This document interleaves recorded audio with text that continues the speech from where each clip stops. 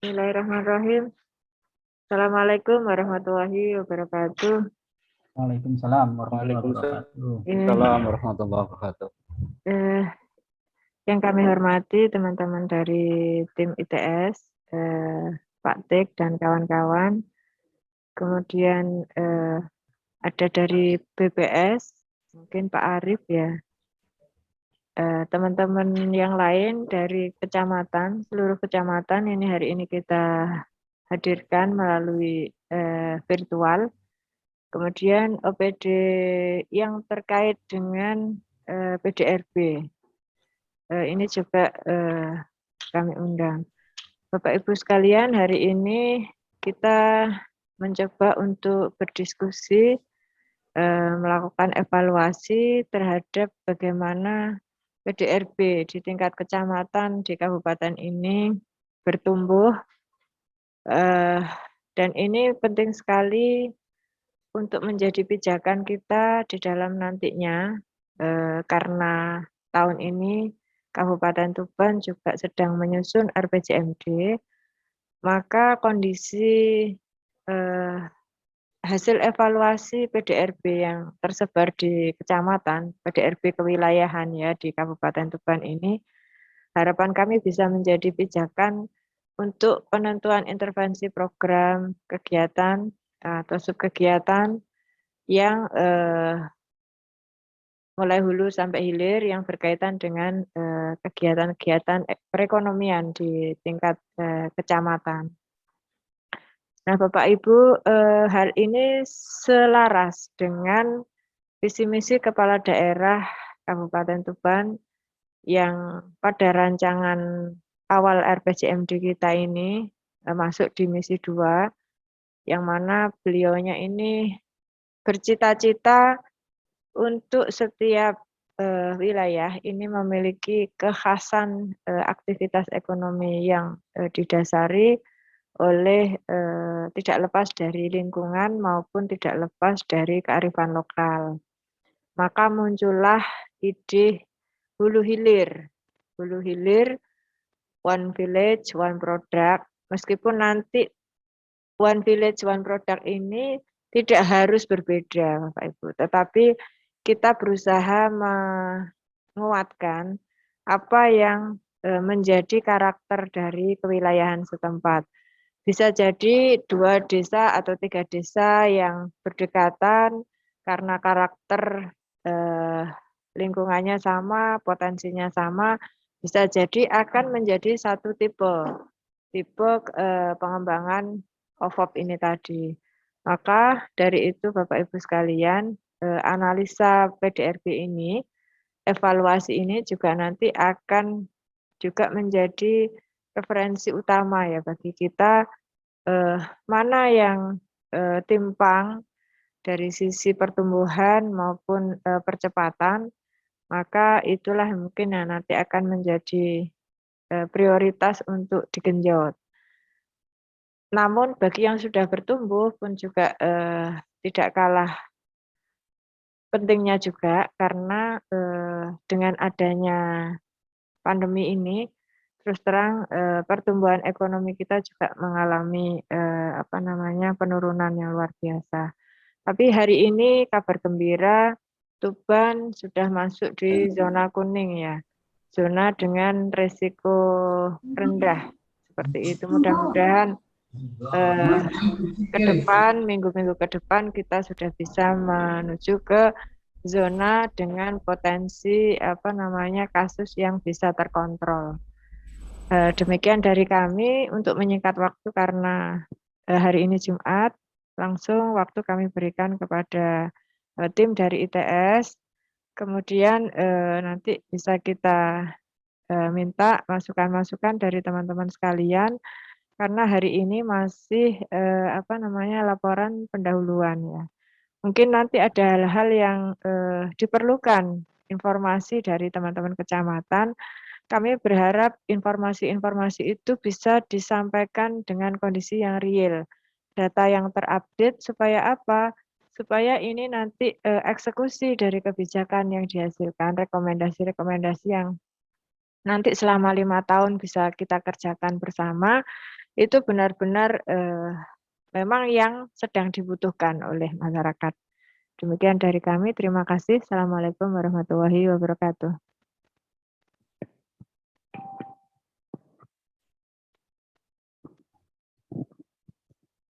Mohon izin, terima Pak kasih. Danang dulu, monggo dibuka dulu.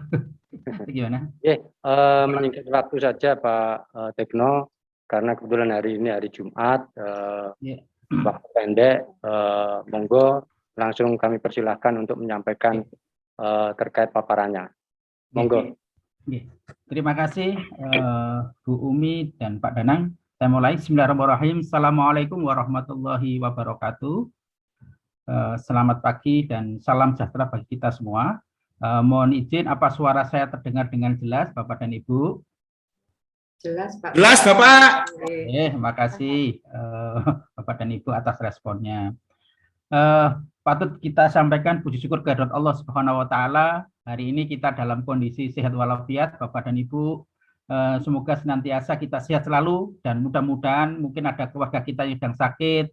Semoga segera diangkat penyakitnya ya di era pandemi seperti ini.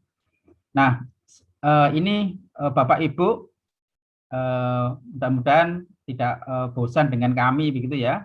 Yang saya hormati teman-teman dari Bapeda, dari UPD yang terkait dengan PDRB, kemudian partner setia Bu Eko dari BPS, kemudian Pak Ari, pada Pak Rispati juga. Salam sehat semuanya, Ibu. Sehat, Pak. Alhamdulillah. Bapak Ibu yang dari kecamatan ini kelihatannya sangat semangat sekali ini wajah-wajahnya. Ada yang dari olahraga ya, Bapak ya. Seperti itu. Bapak dan Ibu, mohon izin saya share ini materi.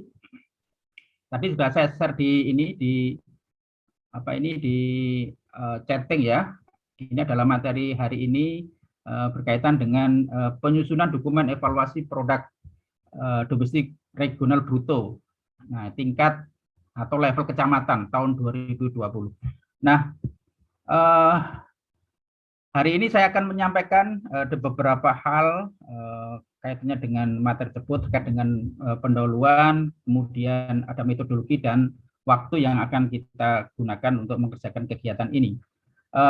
Bapak dan Ibu, sebagaimana tadi disampaikan oleh Bu Umi, bahwa di Kabupaten Tuban ini sedang menyusun RPJMD. Nah, kaitannya dengan PDRB ini sesuatu instrumen atau dokumen yang sangat penting di dalam hal menyusun RPJMD. Apalagi ini baru awal ya pemerintahan Mas Bupati ya, seperti itu. Nah,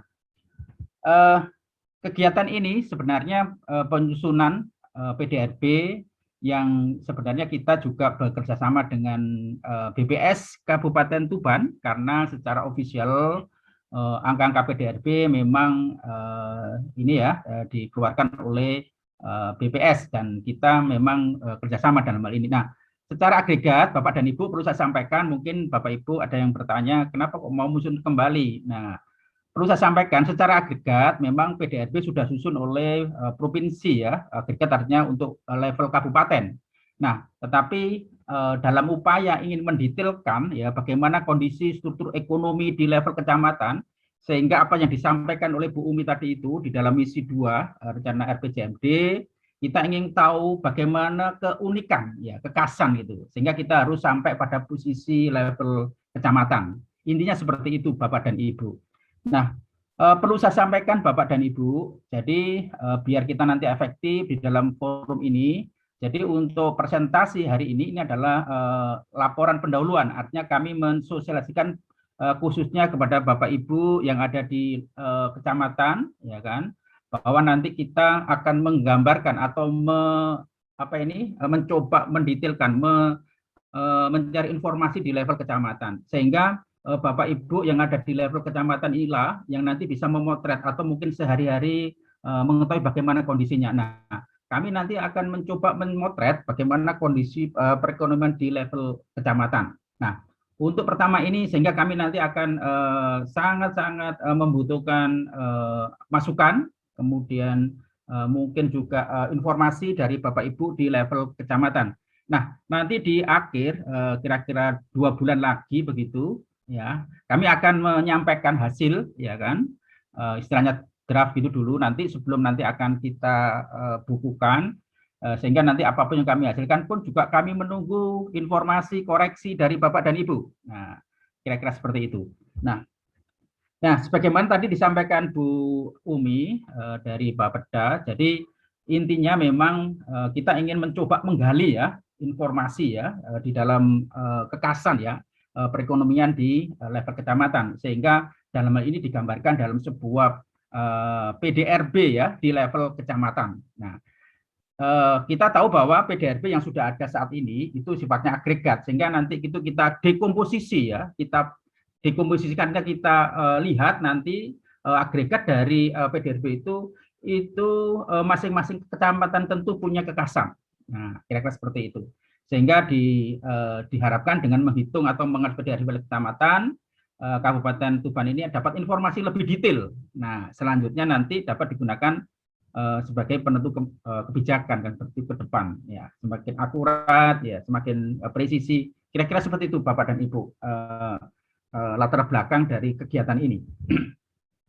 Nah, sedikit ini Bapak dan Ibu, memang ini adalah kali ketiga ITS memang kerjasama dengan pemerintah Kabupaten Tuban, dalamnya adalah Bapeda, dan bekerjasama dengan BPS ya, BPS Kabupaten Tuban untuk menyusun ya. Pertama itu mengevaluasi menyusun ya PDRB level kecamatan. Nah, memang kita punya bagian apa ini istilahnya tugas sendiri-sendiri ya. Nah, nanti teman-teman BPS yang akan membantu menghitungkan, dan kami dari perguruan tinggi akan membantu membuat analisisnya. Kira-kira seperti itu. Nah, ini Bapak dan Ibu kondisi PDRB baik itu berdasarkan harga berlaku maupun harga konstan tahun 2019. Ini yang kita lihatkan. Nah, kalau kita lihat memang dari sisi kontribusi ya kan, kontribusi yang paling besar secara 3 besar itu adalah industri pengolahan, kemudian pertanian kehutanan perikanan, kemudian perdagangan besar dan eceran, reparasi mobil, sepeda motor. Nah, ini tahun 2019. Sementara untuk pertumbuhan PDRB pertumbuhan ekonomi ya tertinggi ya. Ini kalau kita lihat yang tertinggi adalah transportasi pergudangan itu 9,42%, kemudian penyediaan akomodasi makan Mamin 8,71%, kemudian jasa kesehatan dan kegiatan sosial ya sebesar 7,57%. Ini kalau kita lihat demikian Bapak dan Ibu, ini kondisi tahun 2019. Nah, oleh karena itu untuk tahun 2020 ya nanti kita akan hitung lebih detail di level kecamatan. Nah, kalau kita lihat distribusi per kecamatan, memang disparitas ya. Kalau kita lihatnya itu Kecamatan Kero ini luar biasa ya, tertinggi ya, perbedaannya dibandingkan dengan 19 kecamatan yang lain gitu ya. Ini Bapak dan Ibu kondisinya baik PDRB atas dasar harga berlaku maupun harga konstan. Jadi luar biasa. Nah, ini ditandai dengan ketimpangan ini berdasarkan indeks Williamson. Ini kondisi tahun 2019. Ini kalau misalkan ini ada dua ini Bapak dan Ibu kalau di monitor Bapak di line grafik garis itu yang atas itu kita mengikutkan 20 kecamatan ya, kita hitung dari 20 kecamatan termasuk Kero kita masukkan. Ini kalau kita hitung ketimpangannya memang cukup tinggi ya, disparitasnya atau ketimpangannya. Nah, kenapa kok seperti itu? Nah, ini karena sumbangsi dari Kecamatan Kero ini yang luar biasa besarnya. Ini kalau misalkan di bawah ya, grafik yang bawah ini mulai dari ya yang bawah ini kalau kita lihat cukup rendah ya, indeks Williamson-nya. Ini kalau ini Kecamatan Kero kita keluarkan. Nah, ini kenapa kok seperti itu? Kita tahu bahwa Kero itu adalah tempat industri besar ya, di situ ada semen, ada beberapa industri besar yang lain kan begitu. Nah, jadi kira-kira seperti itu Bapak dan Ibu, ini ketimpangan cukup tinggi ya. Nah, tujuan dari kegiatan ini, Bapak dan Ibu, jadi kita ingin tadi sampaikan, kita ingin mengetahui gambaran umum pertumbuhan aktivitas ekonomi Kabupaten Tuban. Nah, ini secara umum kegiatannya. Kemudian ingin menganalisis perilaku PDRB kecamatan. Nah, tadi sehingga kita nanti bisa mengidentifikasi one value one product. Tadi harapannya seperti itu. Ya, kita juga bisa menerapkan proses hulu dan hilirnya nanti. Kemudian mengetahui tingkat kesejahteraan masyarakat di level kecamatan. Nah, kemudian mengukur pertumbuhan aktivitas ekonomi level kecamatan, baik secara sektor maupun struktural seperti itu. Kemudian harapannya dari kegiatannya adalah sebagai dasar evaluasi perencanaan kebijakan pembangunan di bidang ekonomi Kabupaten Tuban. Adapun sasarannya adalah teridentifikasinya tingkat kesejahteraan, ya, melalui bagaimana struktur ekonomi yang ada di level kecamatan. Kemudian tersedianya publikasi analis PDRB yang periodik, ya, ini hampir setiap tahun Kabupaten Tuban selalu mengadakan kegiatan ini. Kemudian manfaat dari kegiatan ini adalah memperoleh gambaran perekonomian tingkat kecamatan, kemudian mendapatkan informasi perkembangan perekonomian, sampai hal ini sebagai bahan penunjang pemilihan kebijakan, ya, berbasis keaktifan dan fakta kewilayahan. Ini mungkin demikian manfaat yang tadi sudah disinggung oleh Bu Umi di depan. Adapun lingkup dari kegiatan ini Bapak dan Ibu, sehingga nanti kita bisa lebih fokus begitu. Jadi kita memang selalu mereview, ya, informasi yang terkait dengan PDRB, capaian yang sudah ada, kemudian secara literatur juga kita pelajari seperti itu. Kemudian juga capaian-capaian dari beberapa kabupaten di sekitar Tuban, gitu. Kita ingin coba komparasi juga gitu. Kemudian juga terkait dengan pengumpulan data terkait dengan elemen unsur PDRB, ya, kecamatan, baik nanti primer maupun sekunder yang akan kita kumpulkan. Kemudian dari hasil pengumpulan data itu kemudian kita hitung PDRB level kecamatan, baik berdasarkan harga konstan maupun harga berlaku. Kemudian kita susun laporan dan analisisnya. Kemudian di bagian akhir kita mencoba menyampaikan rekomendasi, ya, upaya-upaya perbaikan dan percepatan pemerataan pembangunan di Kabupaten Tuban secara menyeluruh. Sedikit nanti metodologi bahwa biar kita juga menyamakan persepsi. Jadi sebenarnya apa itu PDRB? Ya, secara teknis mungkin Bapak Ibu bisa membaca di slide saya itu. Kemudian nanti kalau ada beberapa yang bertanya, nanti di sini ada teman-teman BPS yang tupoksinya sebenarnya secara nasional memang tugasnya menghitung PDRB, salah satunya kan seperti itu. Jadi kalau kita berdasarkan definisi, PDRB itu merupakan nilai tambah bruto, ya, seluruh barang dan jasa yang tercipta atau dihasilkan di wilayah domestik, ya, suatu daerah yang timbul akibat berbagai aktivitas ekonomi dalam suatu periode waktu tertentu tanpa memperhatikan apakah faktor produksi yang dimiliki residen ataupun non residen. Nah, ini beberapa secara konsep seperti itu definisinya. Nah, di dalam PDRB dibagi ada beberapa, ada yang PDRB berdasarkan harga berlaku, kemudian ada juga PDRB berdasarkan konstan. Nah, kira-kira seperti itu. Nah, kemudian dari situ bisa diturunkan ada juga PDRB per kapita, ya, menurut dasar harga berlaku maupun PDRB per kapita atas dasar harga konstan.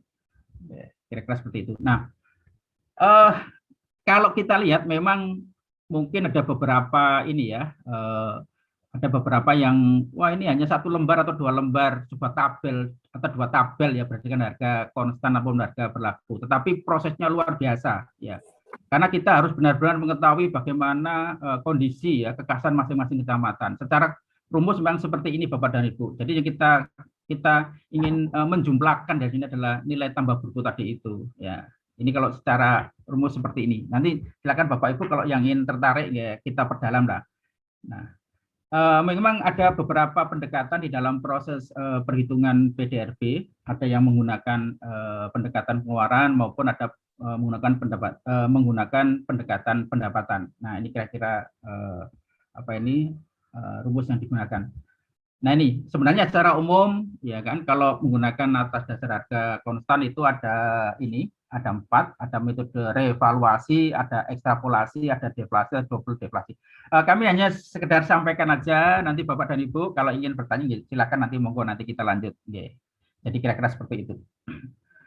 Nah, secara klasifikasi dulu itu ada 9 sektor, ya. Kemudian sekarang ada perbaruan yang cukup detail begitu sehingga menjadi 17 sektor. Ya, ada mulai dari pertanian, kehutanan, perikanan, kemudian pertambangan, galian, industri pengolahan, nah, sampai dengan jasa-jasa lain. Nah, ini nanti kita akan hitung di masing-masing kecamatan, Bapak dan Ibu. Ini secara metodologinya. Nah, perlu saya sampaikan Bapak dan Ibu agar kita juga ingin mendapatkan hasil yang optimal nanti mendekati kenyataan, karena kita itu mencoba menggambarkan ya dengan mengambil data seperti itu sehingga harapannya data yang kita potret, yang kita gali nanti itu benar-benar representatif. Ya. Nah, kira-kira seperti itu nanti. Nah, adapun analis yang akan kita gunakan nanti ada beberapa untuk lihat ketimpangan dan gambaran ekonomis dan struktur nanti kita ingin coba analis dengan tipologi klasen ya. Kita ingin untuk mengetahui gambaran tentang pola dan struktur pertumbuhan. Nanti setiap kecamatan nanti kita akan buat seperti ini dan dibagi menjadi 4 kuadran. Ada kuadran 1 sampai kuadran 4. Ya. Harapannya nanti ada sektor unggulan yang cukup bagus seperti itu, ada juga yang mungkin ada sektor yang tertekan, kemudian juga ada sektor potensial yang masih dapat dikembangkan, serta mungkin dikatakan sebagai bukan sektor unggulan lah. Nanti kita lihat, sehingga nanti kita bisa identifikasi di masing-masing kecamatan. Nah, di samping itu kita juga akan hitung nanti terkait dengan ukuran ketimpangan ya antar wilayah ya. Mungkin di samping kita menggunakan indeks ini, kita juga kita menggunakan indeks Williamson dengan menggunakan inputan besaran PDRB. Nah, kira-kira seperti itu. Secara umum, dalam proses penyusunan evaluasi PDRB nanti kita akan menggunakan 5 tahapan yang dimulai dari kita mencoba melakukan studi literatur, kemudian kita juga menyiapkan instrumen, ya, instrumen untuk kepentingan survei ke lapangan begitu. Nah, dari hasil yang sudah disiapkan itu kita akan melakukan pengumpulan data. Nah, data ini kita akan ada 2 cara yang kita gunakan, yaitu dengan menggunakan data primer maupun data sekunder. Data primer nanti kita akan melakukan survei kepada pelaku usaha, kemudian juga kepada responden yang menggambarkan proses ekonomi yang ada di Tuban. Kemudian untuk data sekunder untuk menguatkan, untuk melengkapi dari data untuk perhitungan PDRB, khususnya data-data dari pertanian dan dinas peternakan nanti yang paling banyak. Nah, di samping itu juga dari OPD yang lain. Kemudian dari data yang sudah kita kumpulkan, kemudian kita hitung nilai PDRB-nya, kemudian kita lakukan analisis ya. Analisis yang kita akan komparasikan dengan bagaimana kondisi kabupaten atau level Jawa Timur, secara nasional juga. Kemudian kita juga identifikasi bagaimana struktur ekonomi Kabupaten Tuban yang detail nanti sampai level kecamatan, kemudian pertumbuhan ekonominya, kemudian ketimpangannya. Nah, dan kita akan mengidentifikasi karakteristik masing-masing kecamatan. Kemudian kita ambil kesimpulan di bagian akhir, kita akan mencoba memberikan rekomendasi ya terkait dengan perencanaan kebijakan ke depannya. Bapak dan Ibu, terkait dengan data primer, memang kami sudah menyusun instrumen dan perlu saya sampaikan Bapak dan Ibu, kami sudah proses berjalan ya, saat ini mungkin baru 10% atau 20% lah kami sudah ke lapangan untuk survei, kira-kira seperti itu. Sehingga kami perlu saya sampaikan Bapak dan Ibu, ada beberapa server kami baik dari teman-teman dari ITS, mungkin juga dibantu oleh, mungkin ketemu dengan teman-teman BPS juga ya, kira-kira seperti itu, karena kita berusaha sekali untuk mendapatkan data-data yang benar-benar valid kan, seperti itu. Ini beberapa variabel yang kita kumpulkan melalui survei terkait dengan jenis lapangan usaha, keterangan lapangan usaha, jumlah tenaga kerja, nilai produksi, pendapatan, sampai biaya operasional atau gaji menurut lapangan usaha. Ini yang kita peroleh melalui survei. Sementara untuk kepentingan data-data sekunder, nah dalam hal ini kami membutuhkan bantuan dari teman-teman dari Dinas Pertanian dan Ketahanan Pangan. Ini beberapa data yang kami butuhkan ya, terkait dengan luas panen, produktivitas, kemudian produksi komoditas padi, jagung, mulai dari tanaman pangan ya ini, jagung, kedelai, kacang tanah, ubi kayu, ubi jalar, dan kacang hijau ini. Ini mulai ya ini posisinya bulan Januari April sampai Januari Desember kira-kira seperti itu. Ini menurut kecamatan nanti. Kemudian ini cukup banyak data Bapak Ibu nanti. Ini tahun 2002 tahun yang kita butuhkan, tahun 2019, tahun 2020. Ini menurut kecamatan. Ini saya gerakkan aja Bapak dan Ibu. Ini terkait dengan buah-buahan, kemudian juga perkebunan yang ada mulai dari tebu sampai pinang. Kemudian produksi tanaman perkebunan, ada tebu sampai pinang juga ya. Ini produksi tanamannya. Oke, berapa ton. Kemudian populasi ternak besar, ya, ternak kecil atau unggas juga gitu nanti. Ya, kami juga butuhkan. Nih. Kemudian jumlah ternak yang dipotong menurut kecamatan. Nah ini. Kemudian produksi daging, kemudian produksi daging dari unggas, kemudian perikanan, telur, maksud saya produksi telur unggas, ya, artinya ini produk turunannya ya, susu, ya, kira-kira seperti itu. Kemudian, ini terkait dengan perikanan, ya, produksi budaya laut. Ini di Tuban ini juga cukup potensial, ya, sehingga dalam ini kami membutuhkan data-data sekunder yang digunakan untuk perhitungan PDRB, kira-kira seperti itu. Nah ini juga budidaya air payau, tambak, kemudian budidaya air tawar. Nah, kemudian produksi sawah tambak ini, kemudian juga karamba. Ya, ini nanti kita juga ingin lihat, begitu.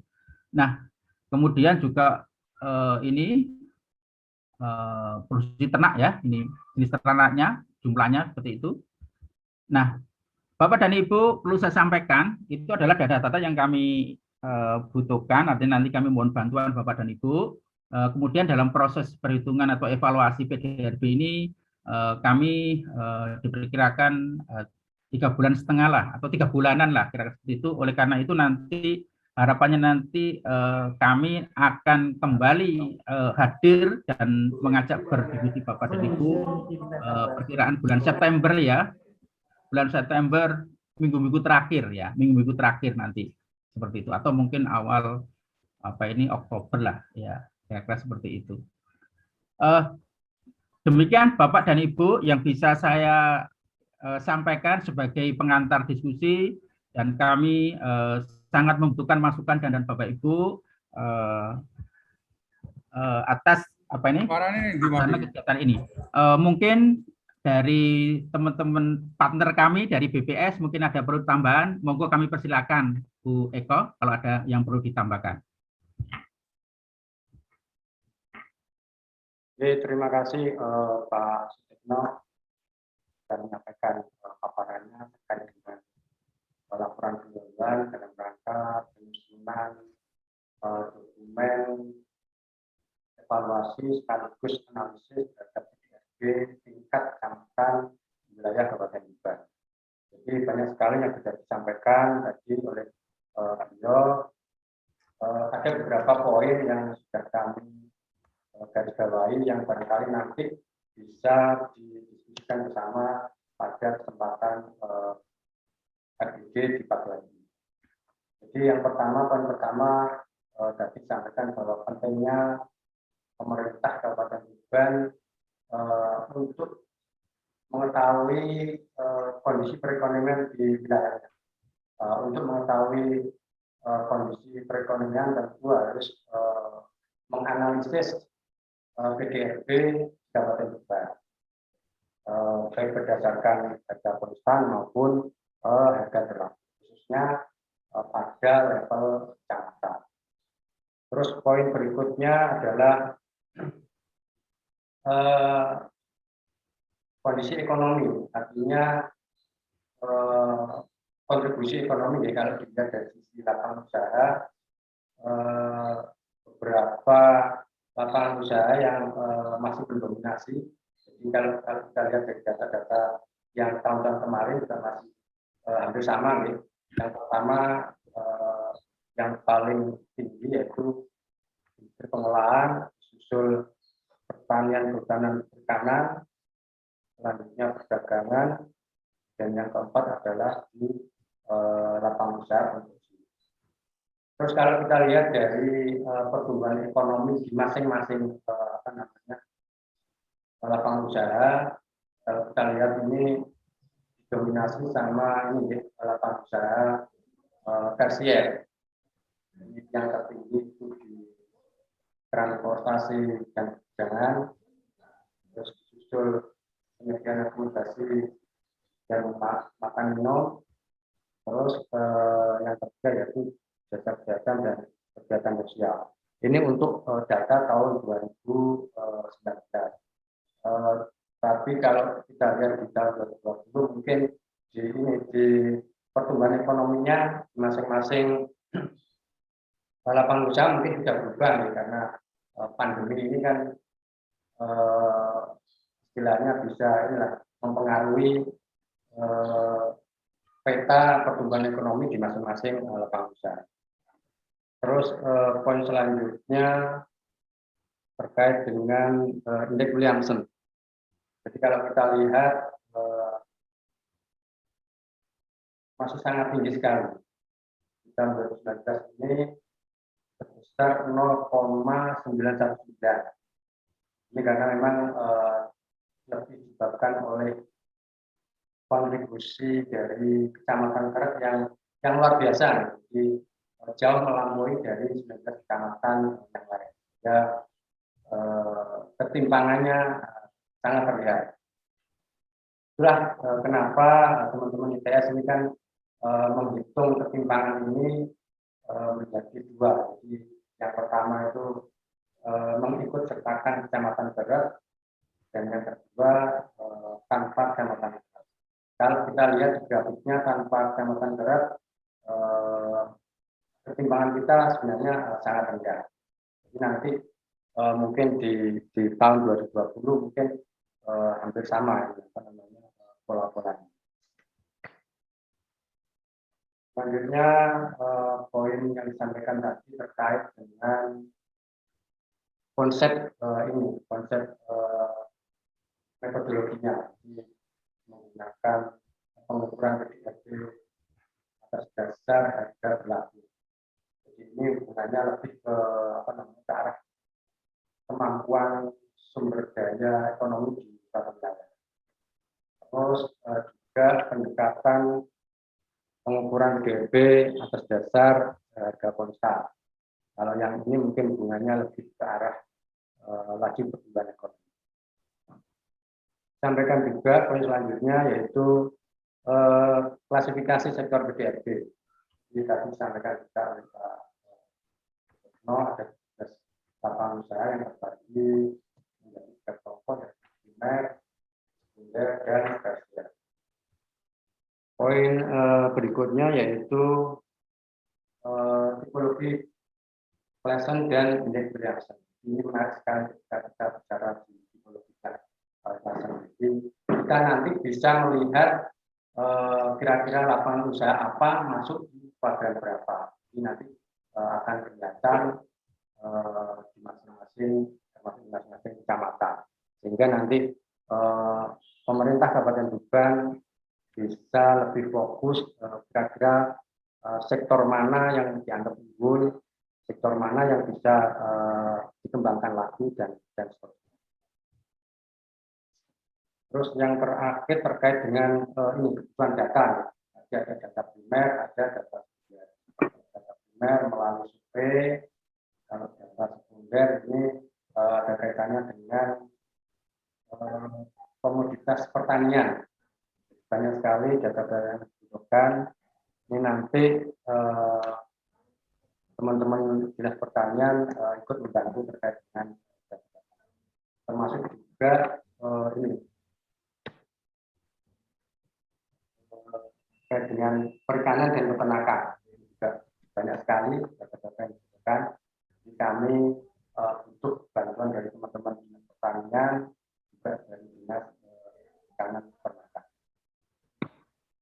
sekalian saya hormati, seperti yang disampaikan di awal tadi, bahwa harapan kami juga harapan Pak Sutikno, bahwa nanti teman-teman dari UPD terkait termasuk kecamatan-kecamatan bisa memberikan semacam saran masukan atau mungkin koreksi-koreksi atau juga pertanyaan-pertanyaan terkait dengan apa yang sudah disampaikan oleh teman-teman ITS, dengan harapan nanti saran masukan panjenengan semua ini bisa membantu teman-teman ITS untuk lebih tajam lagi dalam menganalisis PDRB di Kabupaten Tuban. Nah, tujuannya nanti tentu akan muncul beberapa rekomendasi kira-kira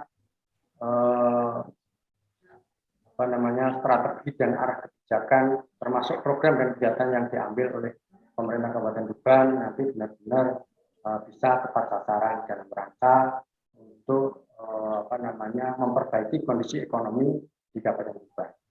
Baik Bapak Ibu sekalian yang hormati, barangkali selanjutnya mungkin kami butuh saran masukan dari teman-teman semua. Mungkin kesempatan yang pertama kami berikan ke teman-teman BPS. Monggo Bu Eko Mardiana. Monggo Bu Eko, kami persilakan.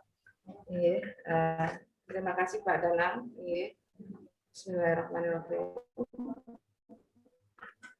Yang saya hormati tim dari Bapeda, Bapak Ibu dari ITS dan Bapak Ibu sekalian peserta FGD untuk laporan awal PDRB kecamatan, gitu ya. Sebetulnya sudah lengkap tadi yang disampaikan Pak Tikno terkait dari awal sampai akhir. Kami hanya men-stressing saja, gitu ya. PDRB ini memang merupakan indikator yang menggambarkan secara ekonomi makro, begitu. Jadi di Indonesia itu disusun hanya di level 3, yaitu pertama nasional, kemudian provinsi dan kabupaten, gitu ya. Jadi Kabupaten Tuban juga sebagaimana kabupaten-kabupaten di Indonesia yang lain juga melakukan penghitungan PDRB, gitu ya, sampai tingkat level kabupaten saja, ya. Karena memang Pemda Tuban membutuhkan untuk lebih mendetailkan lagi untuk kepentingan kebijakan program dan evaluasi pembangunan di bidang ekonomi, gitu, per kecamatan lebih detail lagi skupnya, makanya kami membantu ITS untuk melakukan penghitungannya, karena memang secara ofisial PDRB itu memang kami yang melakukan penghitungannya, begitu. Nanti dari tim ITS yang melakukan analisanya dengan berbagai macam alat-alat analisa yang tadi disampaikan Pak Tikno, gitu. Sebetulnya yang ingin kami sampaikan adalah seperti ini Bapak Ibu sekalian.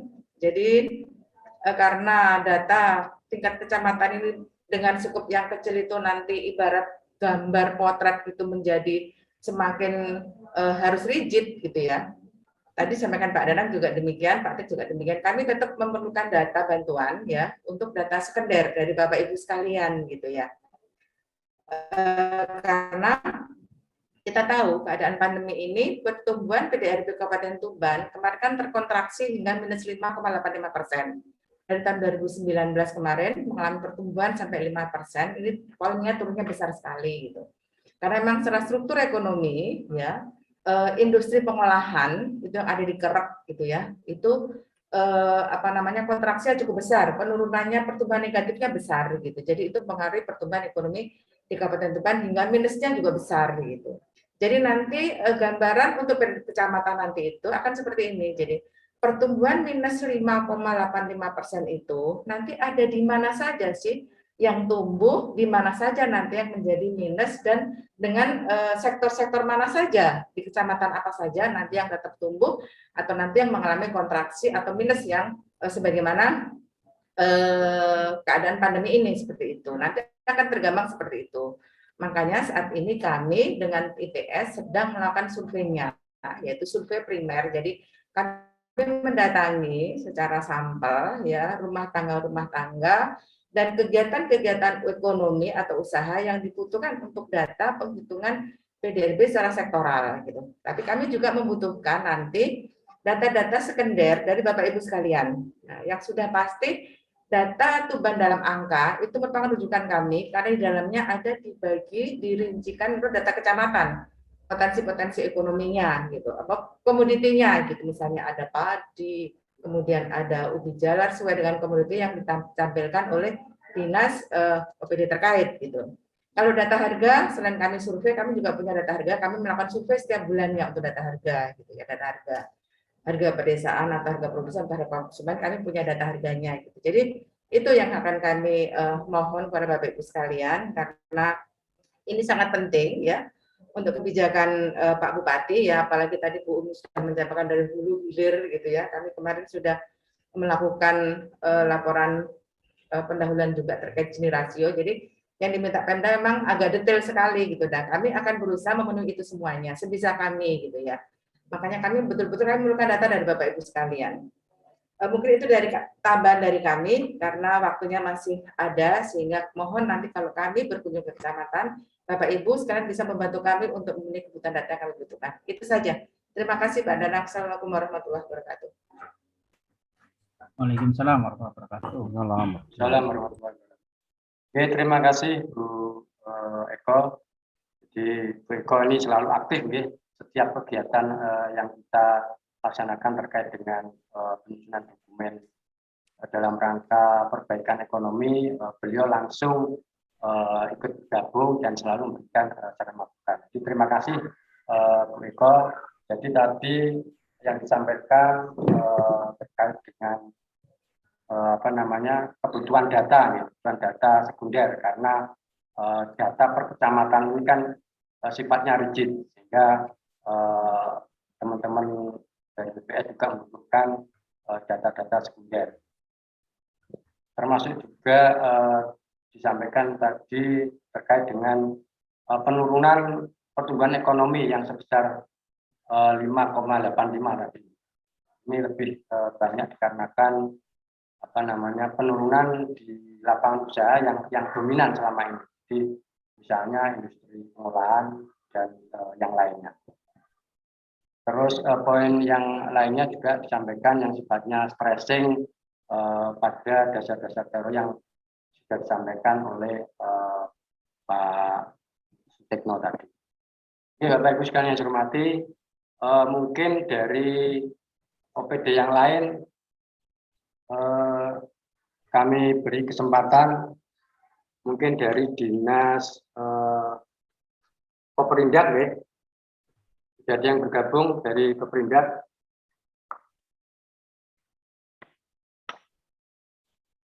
Atau yang lain dari Dinas Perikanan.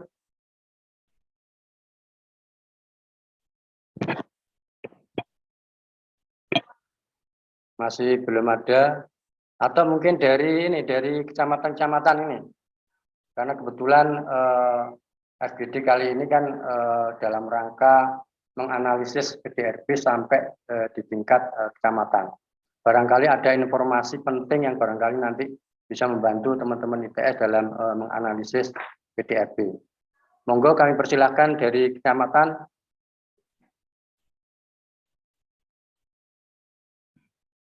Mohon izin Pak Danang. Mungkin tadi itu kan Kerak itu ini ya kecamatan yang luar biasa begitu ya, sampai karena itu tempat posisi ini ya industri pengolahan. Nah, mungkin bisa bercerita sekarang kondisinya seperti apa dari kecamatan Kerak yang paling utama ini. Ya, dari kecamatan Kerak mungkin sepertinya masih belum ada Pak Tek. Pak Tek, barangkali ini yang perlu kita diskusikan terkait dengan fenomena kecamatan Kerak ini. Jadi kalau kita lihat hampir setiap tahun kecamatan Kerak ini kan memiliki kontribusi terbesar di PDRB kalau dibandingkan dengan 19 kecamatan yang lain. Bahkan persentasenya jauh melebihi dari 19 kecamatan yang lain. Termasuk juga tingkat ekonominya, pertumbuhan ekonominya juga paling tinggi. Jadi memiliki kontribusi terbesar di PDRB, juga perekonomiannya juga paling tinggi. Tapi di sisi lain, kalau kita lihat data dari DTKS itu ternyata juga penyumbang terbesar ketiga dalam hal jumlah rumah tangga dengan kategori sangat miskin. Jadi urutan ketiga setelah Kecamatan Soko dan Kecamatan Plumpang. Nah ini sebuah kontradiktif, ya, tapi real di lapangan. Ya. Ada indikasi bahwa pertambahan nilai barang dan jasa yang tercipta di Kecamatan Kerek ini seolah-olah hanya bisa dinikmati oleh golongan tertentu, sementara yang lain hanya menjadi penonton. Nah ini kan mengakibatkan ketimpangan yang luar biasa. Nah ketimpangan pendapatan ini saya kira juga menjadi pemicu semakin banyaknya rumah tangga yang sangat miskin dan miskin. Jadi barangkali nanti ini perlu dianalisis sehingga nanti bisa menjadi bahan evaluasi kami agar nanti kira-kira arah kebijakan seperti apa yang tepat dalam rangka untuk mengatasi masalah di Kecamatan Kerek ini. Saya kira seperti itu, Pak Tekno. Pak Danang, itu mungkin persoalan-persoalan yang mungkin hampir di beberapa lokasi ya, khususnya kalau dari sisi ini kelihatan besar gitu ya, dari sumbangsi perekonomian secara makro. Tadi sudah disampaikan oleh Bu Eko sangat jelas sekali bahwa PDRB itu kan indikator makro begitu ya. Nah, sehingga kalau kita lihat memang agak kontradiktif ya. Bu Eko juga nanti bisa ini yang sudah mungkin berapa tahun, Bu Eko sudah 2 tahun atau 3 tahun di Tuban sehingga juga paham sekali ya kondisi di Tuban gitu kan. Nah, Pak Danang, saya juga sejak tahun 2006 dulu juga di Kecamatan Kerek itu membantu 13 desa untuk menyiapkan CSR-nya Polsim dulu. Saya juga kenal sekali ya. Kalau dari sisi ini ya, memang kalau dari sisi sumbangan PDRB ya kan. Nah, itu nggak kelihatan Pak Eko, Pak Danang ya. Kenapa? Karena memang secara akumulasi dihitung di level kabupaten kan begitu. Nah, kita tahu juga ya hitungnya kan level ini kan levelnya langsung kabupaten.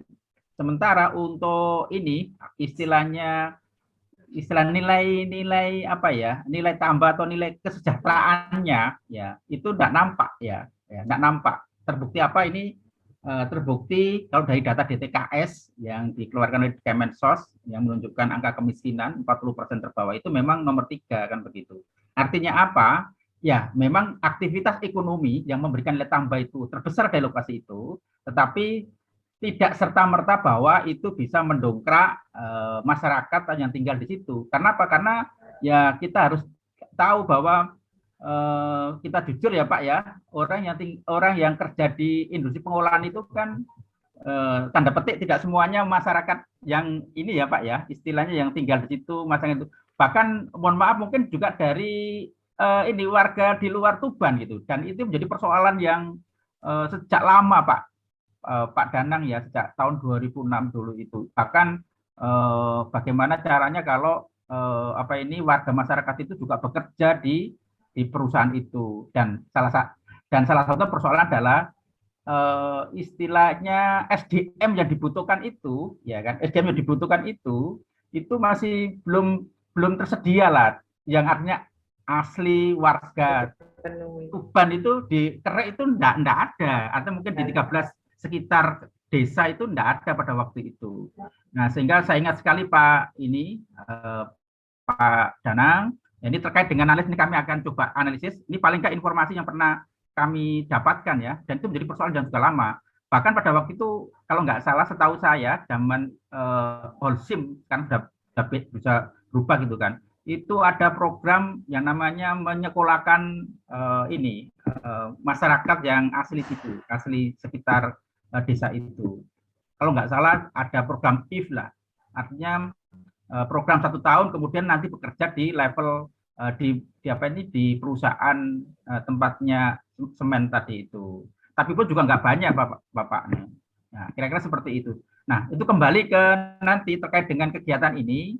Ya, terkait dengan ini, insya Allah nanti hal-hal yang sifatnya agak detail ya memang harus kita cari beberapa informasi untuk melengkapi kenapa kok terjadi kontradiksi ya dari sisi penambahan atau mungkin kontribusi kepada Tuban cukup tinggi, tetapi masyarakatnya itu loh ya, masyarakatnya yang justru itu nomor 3 jumlah kemiskinannya. Nah ini menarik sekali. Jadi ada 2 hal yang mungkin agak beda ya, kan seperti itu. Ya, kira-kira itu Pak. Terima kasih nanti mengingatkan kami. Nah nanti mungkin Bu Eko juga mempunyai data-data yang lebih detail. Bu Eko nanti sebagai penguatan informasi Bu Eko yang mungkin di luar dari kegiatan perhitungan PDRB Bu. Ini kan lebih ke sosial masyarakatnya ya Bu ya, bukan faktor ekonominya ya, kan begitu perilaku seperti itu. Oke Bu Eko, nanti kita mohon bantuan kalau ada survei-survei atau data-data lain ya yang mungkin bisa menguatkan kenapa yang ditanyakan Pak Danang itu terjadi seperti itu. Oke, matur nuwun Pak Danang. Oke, terima kasih Pak Tekno. Ya, memang tidak menjadi permasalahan yang lama terkait dengan fenomena yang ada di Kecamatan Kerat. Jadi selanjutnya mungkin dari OPD yang lain yang ingin memberikan saran masukan, kami persilahkan. Ada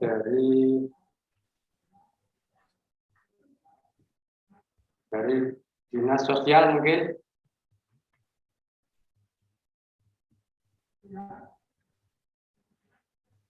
Dari Dinas Sosial sudah ada yang masuk gitu. Dari di Dinas DPM PTSP. Kami persilahkan.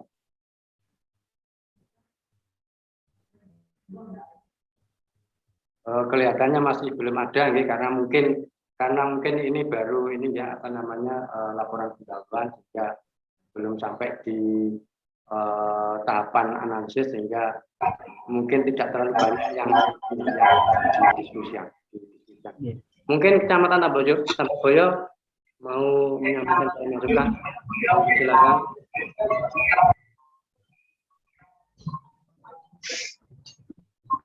Kecamatan Tamboyo. Siapa Pak?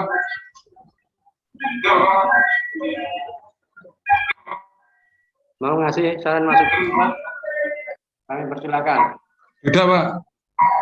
Pak, terima kasih.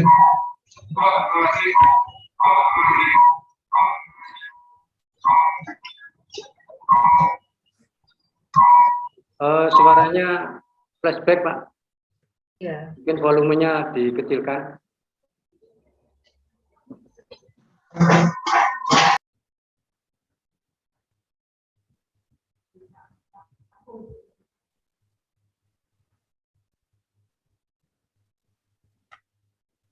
Dari kecamatan yang lain mungkin bisa memberikan gambaran terkait fenomena ekonomi dan sosial di wilayahnya seperti yang diharapkan sama Bu Eko dari BPS.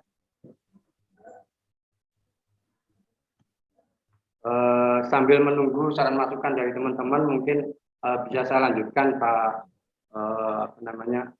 Pak Sutekno terkait dengan ini pertumbuhan ekonomi di masing-masing ini lapangan usaha Pak. Jadi di tahun 2019 di slide 4 itu kalau kita lihat pertumbuhan ekonomi yang paling memberikan kontribusi terbesar itu ada di transportasi dan perdagangan. Setelah itu makan minum, termasuk juga di jasa kesehatan. Kalau kita lihat Pak, secara kasat mata kalau di lapangan usaha transportasi, kalau di Kabupaten Tuban ini sepertinya kalau saya lihat sudah beberapa tahun terakhir ini kelihatannya kalau dari sisi angkutan itu memang kita rasakan mengalami kemunduran. Artinya kalau dari jumlah armada misalnya ya, itu semakin berkurang. Dan yang bersisa itu pun tidak semuanya mau beroperasi karena memang sekarang masyarakat itu lebih banyak memanfaatkan jasa kendaraan pribadi juga. Tapi kalau di data justru berada di posisi teratas dalam pertumbuhan ekonominya. Ya, yang menjadi pertanyaan kami adalah apakah dalam perhitungan di pertumbuhan ekonomi ini juga memperhitungkan semakin banyaknya ojek online yang akhir-akhir ini kan mulai menjamur nih. Apakah termasuk itu? Terus juga apakah termasuk pembelian kendaraan-kendaraan bermotor pribadi? Apalagi sekarang ini kalau tidak salah kemarin di tahun 2021 ini di awal tahun kalau tidak salah bulan Februari pemerintah ini juga menerapkan 0% untuk PPNBM. Ya, banyak masyarakat yang berbondong-bondong mungkin tertarik untuk membeli kendaraan pribadi. Termasuk juga kemarin sempat viral juga di Kecamatan Jenung di desa Sumur Geneng. Itu karena dari hasil penjualan tanah yang luar biasa, satu desa berbondong-bondong borong kendaraan, Pak. Apakah termasuk itu juga menjadi perhitungan dalam penyusunan pertumbuhan ekonomi di masing-masing lapangan usaha. Mungkin itu Pak, sambil nunggu saran masukan dari teman-teman yang lain. Pak, terima kasih Pak Danang. Ini menarik sekali ya. Kita mencoba membunyikan data, kemudian bagaimana nanti terkait dengan proses. Kadang-kadang juga ini kok nggak masuk akal, tapi kok tinggi gitu. Nah ini perlu saya sampaikan yang saya sajikan di slide 4 ini kan tahun 2019 Pak ya, mungkin di awal-awal pandemi kan begitu ya. Nah seperti itu. Nah nanti ini yang lebih pas menjawab nanti Bu Eko atau Pak Arief ini nanti untuk lebih detailnya ya, karena yang sebenarnya setiap kali. Saya jawabnya Pak. Monggo Bu Eko langsung aja Bu Eko, mungkin kami tidak ini karena cara perhatian Bu Eko. Iya. Terima kasih Pak Danang gitu ya. Jadi memang untuk menghitung PDRB ini semua aktivitas ekonomi kita hitung gitu ya. Dari baik aktivitas produksi barang maupun aktivitas produksi jasa gitu ya. Tadi yang disampaikan Pak Tekno itu terkait dengan data tahun 2019.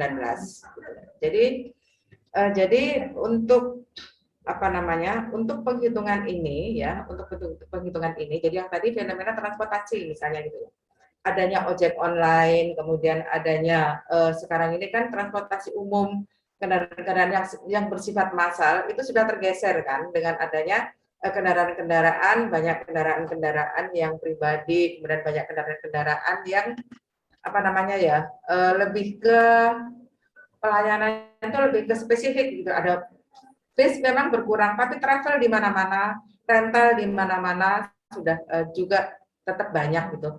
Cuma juga kita lakukan penghitungannya Pak Danang, jadi itu tidak lepas dan tidak luput dari penghitungan kita semua gitu. Kalau tadi di tahun 2019 gitu ya, transportasi masih tumbuh sekitar transportasi dan pergudangan gitu ya, ini masih tumbuh sekitar 9% gitu ya. Tahun-tahun sebelumnya juga transportasi lebih tinggi lagi nilainya. Ini sudah mulai agak berkurang karena itu tadi ada beberapa yang sudah bergeser. Tapi secara aktivitas ekonomi memang nampak bahwa armada untuk transportasi umum yang sifat massal itu nampak kelihatan menurun, tetapi digantikan oleh armada-armada yang lain. Nah, itu sehingga nampak masih kelihatan tumbuh besar gitu Pak Danang. Jadi sebetulnya volume orang bepergian itu juga semakin besar sebetulnya, tapi menggunakan moda transportasi yang lain, bukan transportasi massal dulu seperti bis dan seperti itu gitu kayak. Tapi tetap itu masuk dalam penghitungan kita gitu. Nah, di tahun 2020 ini nanti akan nampak itu semuanya gitu dengan adanya pandemi ini ya, banyak aktivitas-aktivitas ekonomi yang masih survive gitu. Artinya masih bisa bertahan ya, khususnya di sektor-sektor primer pertanian itu masih tapi walaupun tergoyang paling sedikit gitu, minusnya paling minus sedikit, tapi begitu aktivitas-aktivitas yang terdampak adanya pembatasan PPKM dan yang lain-lain semuanya itu nampak sekali, misalnya hotel gitu, jasa, transportasi juga nanti akan terdampak, langsung minusnya besar gitu, karena itu tadi adanya pembatasan-pembatasan oleh pemerintah, sehingga khususnya Tuban misalnya, Tuban ini kan saat ini sampai dengan hari ini kan terkenal dengan religi wisatanya gitu, adanya pembatasan-pembatasan otomatis terdampak semuanya terhadap Tuban. Jadi transportasi yang dimiliki oleh masyarakat Tuban ada yang terapsa di situ otomatis sudah mengalami kontrak penurunan juga. Aktivitas hotel itu drop sekali. Kemudian aktivitas rumah makan, restoran rumah makan juga sudah nampak drop sekali gitu. Nah, ada aktivitas-aktivitas lain yang dampaknya positif, misalnya komunikasi gitu. Itu kan adanya pandemi ini kan kita tahu semua kita semua pertemuan ini menggunakan media sarana komunikasi, yaitu dengan Zoom meeting. Anak sekolah tidak bisa sekolah, semua harus menggunakan media-media komunikasi gitu. Jadi ada tadi efek dampak positifnya dan negatifnya. Perdagangan juga demikian. Perdagangan secara aktivitas konvensional itu juga sudah tergantikan oleh yang online. Tetapi itu juga masih marak, hanya yang konvensional sudah mulai berkurang, tapi tergantikan lagi oleh perdagangan online. Tapi secara volume masih menunjukkan peningkatan walaupun tergantikan oleh online demikian. Tapi untuk pandemi ini perdagangan juga otomatis drop juga karena tadi itu ya adanya multiplier efek dari adanya pandemi semua, sehingga kena efek ininya efek dari adanya pandemi. Nah, untuk perdagangan yang sekarang ini nampak efek pandemi ini adalah kalau perdagangan eceran jelas gitu ya, perdagangan besar eceran jelas. Tetapi perdagangan yang terkait dengan obat-obatan dan kebutuhan untuk penanganan kesehatan itu meningkatnya luar biasa begitu.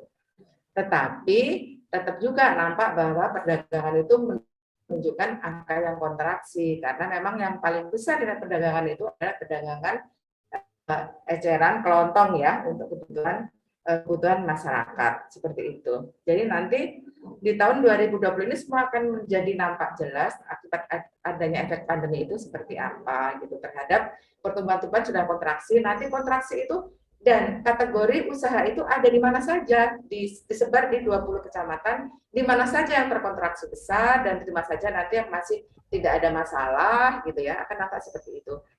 Tetapi semuanya sudah kami lakukan penghitungannya Pak Danang gitu. Jadi semua secara konsep ya kami menggunakan SMA 2008 saat ini ya. Setelah itu sudah standar internasional direkomendasi oleh PBB, itu adalah kitab untuk penghitungan indikator makroekonomi produk domestik bruto semua negara. Jadi seperti itu. Itu jawaban kami. Terima kasih. Terima kasih Bu Eko atas penjelasannya. Jadi ini menambah wawasan kami terkait dengan dasar teori PDRB. Saya juga sendiri masih belajar Bu ini. Iya. Jadi terima kasih penjelasannya. Jadi sangat logis ketika kita berada di kondisi pandemi ini, semua lapangan usaha mayoritas terkontraksi. Namun di sisi lain ada beberapa yang tetap pertumbuhannya bisa bertambah. Misalnya tadi disampaikan terkait dengan ini pemberlakuan PSBB kalau yang dulu nggih. Kalau sekarang PPKM niku nggih. Itu kan mengakibatkan pergerakan masyarakat itu terbatasi, termasuk juga kegiatan ekonomi akhirnya juga terganggu. Namun di sisi lain ada lapangan usaha yang semakin meningkat, yaitu terkait dengan ini kesehatan sama ini apa namanya komunikasi, informasi dan komunikasi. Karena memang pemberlakuan PPKM ini efeknya nanti beberapa kantor termasuk juga sekolah menggunakan apa namanya media online. Jadi misalnya seperti yang kita lakukan kali ini menggunakan Zoom, sehingga traffic data provider seluler itu semakin meningkat. Termasuk juga ini masyarakat sekarang karena ketakutan dengan pandemi itu, maka mereka juga berbondong-bondong untuk memperoleh pelayanan kesehatan. Jadi ini juga mendongkrak pertumbuhan ekonomi dari lapangan usaha kesehatan. Jadi terima kasih sekali Bu Eko atas penjelasannya tadi. Kemudian mungkin saya tunggu dari teman-teman OPD nggih, saran masukan dari kecamatan mungkin kami persilahkan. Dari ini DPM PTSP barangkali ada masukan Pak, kami persilahkan.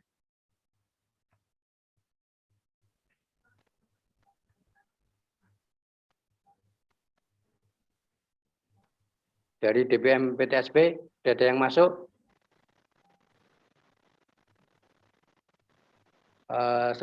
Sepertinya belum ada yang beri masukan. Pak Sutekno, barangkali kalau misalnya sudah tidak ada lagi apa namanya saran masukan dari teman-teman semua, dari peserta, karena memang ini sifatnya baru laporan pendahuluan, ya. Jadi mungkin, jadi nanti mungkin di apa namanya 2 bulan ke depan kita tunggu analisis dari teman-teman ITS, sehingga dari analisis nanti kita bisa diskusi lebih banyak, ya. Siap. Baik Bapak Ibu sekalian yang saya hormati, kalau misalnya tidak ada lagi saran masukan, mungkin pertemuan ini bisa kita akhiri, ya.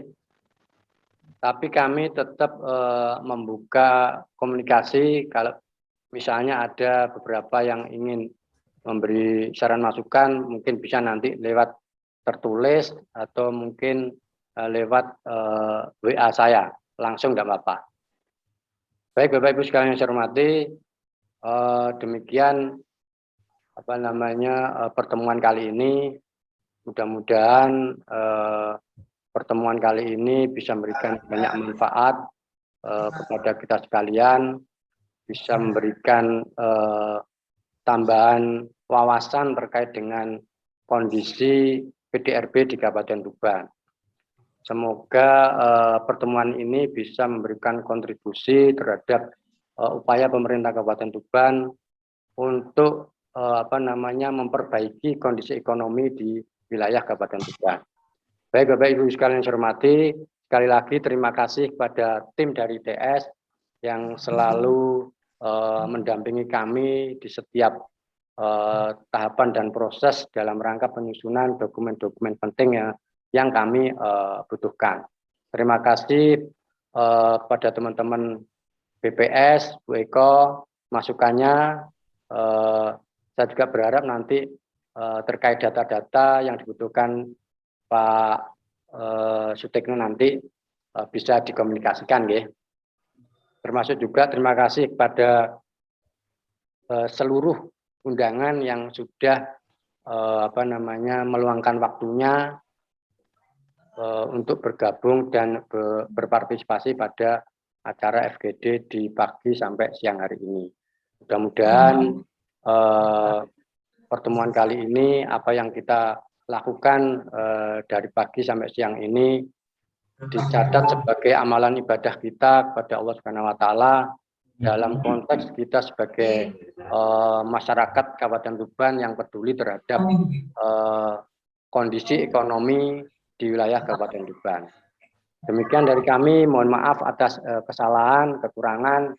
Saya akhiri, wassalamualaikum warahmatullahi wabarakatuh.